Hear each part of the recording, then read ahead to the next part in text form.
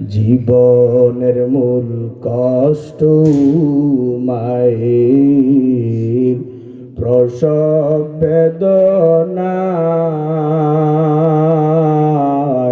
সাত আসমান সাত জমিন তখন মায়েরই মাথায়। জীবনের মূল কষ্ট মায়ের প্রসব বেদনায়,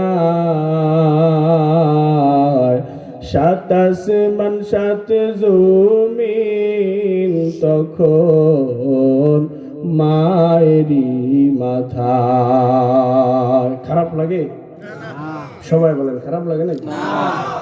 এমন মাকে কেমনি আজি, এমন মাকে কেমনি আজি যাব ভুলিয়া। ও আমার প্রাণের মা, মা গো মা, কোথায় গেলে মোরে ছাড়িয়া। জনম দুঃখী এতিম আমি, চায় না কেহ ফিরিয়া। ও আমার প্রাণের মা, মা গো মা, কোথায় গেলে মোরে ছাড়িয়া।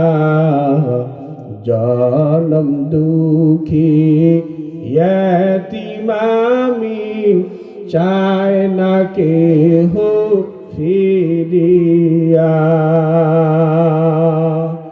আমি যখন ছিলাম আমার মায়ের গর্ভেতে,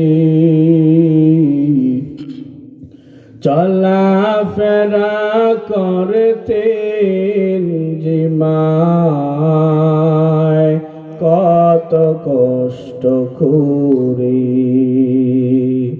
আমি যখন ছিলাম আমার মায়ের উদরে, চলাফেরা করলেন যে মায় কত কষ্ট করে। আমার সুন্দর মুখ দেখে মায়ের, আমার সুন্দর মুখ দেখে মায়ের ব্যথা যায় দেয় হাসায়া। ও আমার প্রাণের মা, মা গো মা, কোথায় গেলে মোরে ছাড়িয়া। জনম দুঃখী এতিম আমি, চায় না কেহ ফিরিয়া। ও আমার প্রাণের মা, মা গো মা, কোথায় গেলে মোরে ছাড়িয়া। জনম দুঃখী এতিম আমি, চায় না কেহ ফিরিয়া। মায়ের কষ্ট দেওয়া যাবে? যাবে না। পর্দার বিধান দিয়া দিলেন আমার আল্লাহ। কিন্তু তুমি আমি যখন গর্ভের থেকে আমরা দুনিয়াতে আসলাম, তোমার আমার প্রসব বেদনার সময় মা এমন জোরে চিৎকার দিয়েছে, ওরে বাহিরের মানুষ শুনতেছে কি শুনতেছে না, ওরে মা একবারও চিন্তা করে না।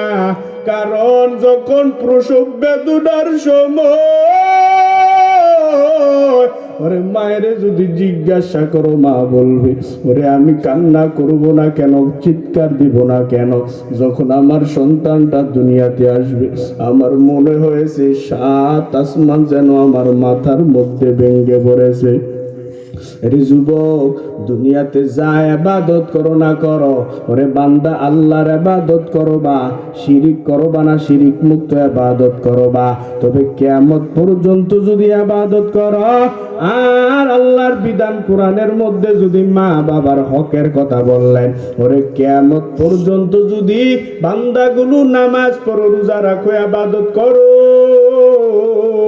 ওরে বান্দা মা বাবার হক যদি আদায় না করো, কিয়ামত পর্যন্ত ইবাদত করবা, কোনদিন আল্লাহর বিধান হক কিয়ামত পর্যন্ত ইবাদত করবা, কোনদিন ইবাদত কবুল হবে না, আল্লাহরেও রাজি খুশি করতে পারবা না।